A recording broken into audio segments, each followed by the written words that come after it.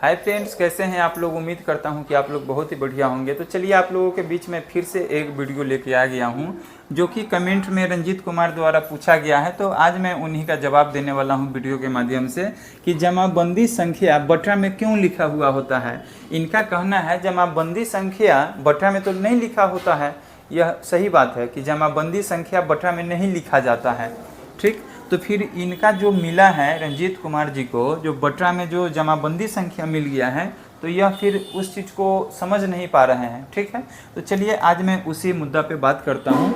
जैसा कि मान लेते हैं कि कोई जमाबंदी संख्या 240 है। ठीक है, तो यह तो क्लियर है इसमें, लेकिन इसके अलावा अगर कोई यहाँ 320 बटा 610 जमाबंदी अगर ऐसा कुछ मिल जाए तो यह तो आप समझ गए, लेकिन इसको समझना आपके लिए थोड़ा समझ से बाहर की बात हो रहा है, इसीलिए यह कमेंट में सवाल पूछा गया है। तो चलिए आज मैं इस चीज़ को बता रहा हूँ कि यह जो 320 वाला जो जमाबंदी है यह पुराना वाला जमाबंदी हो गया। ठीक है, यह जो 320 वाला जमाबंदी है यह पुराना वाला जमाबंदी हो गया, और यह 610 वाला जो है 320 वाला जमाबंदी से 610 वाला जमाबंदी पे आया है। जैसे कि मान लेते हैं कि कोई अकाउंट आप बैंक मान लीजिए, जैसे मान लेते हैं कि कोई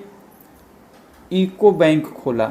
ठीक है, मतलब कोई तो नहीं खोल सकता है, कोई यूको अपना बैंक चला रहा है और इसको लगता है कि अब यह मेरा बैंक नहीं चलेगा, इसको विलय मतलब इसको ख़त्म कर देते हैं SBI में। ठीक है, तो यहाँ हो सकता है ना। अब देखिए, अब यहाँ इसको है तो यहाँ अगर हम इसको बटा टाइप का कर देंगे तो यहाँ हो जाएगा इको बटा SBI। सेम इसी टाइप में आप ले लीजिए कि 320 बटा 610।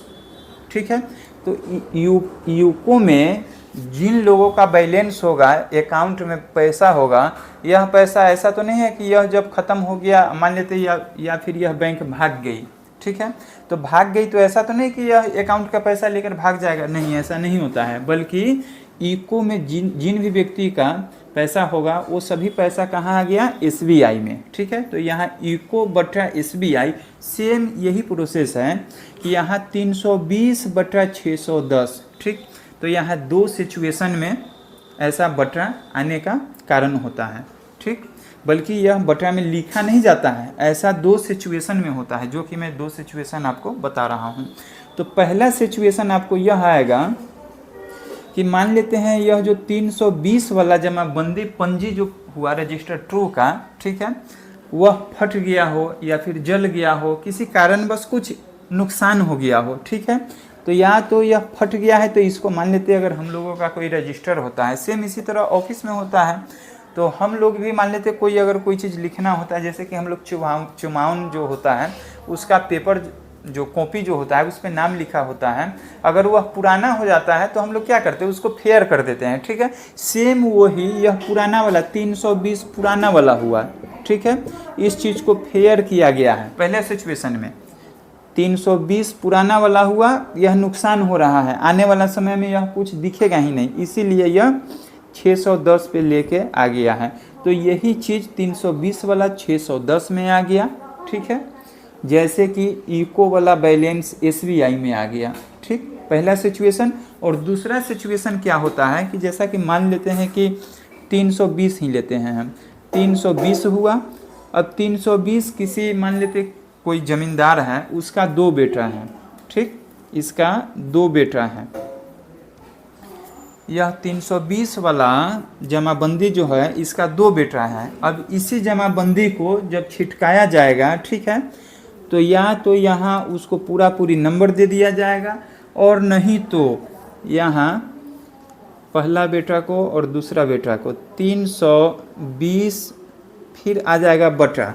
अब जो नया जो परिवर्तन जो करेगा, ठीक है, 320 बटा जो नंबर उसको बेटा को मिलेगा उसके नाम पे जो जमाबंदी कायम होगा ना, ठीक है, तो उसके लिए फिर यहाँ 300, चलिए यहाँ हम लिख देते हैं, जैसा कि 320 के दो बेटा है जो कि हम आपको वहाँ बताए थे यहाँ पे। तो चलिए इसका दो बेटा है, तो 1 और 2, तो यहाँ मान लेते हैं 320।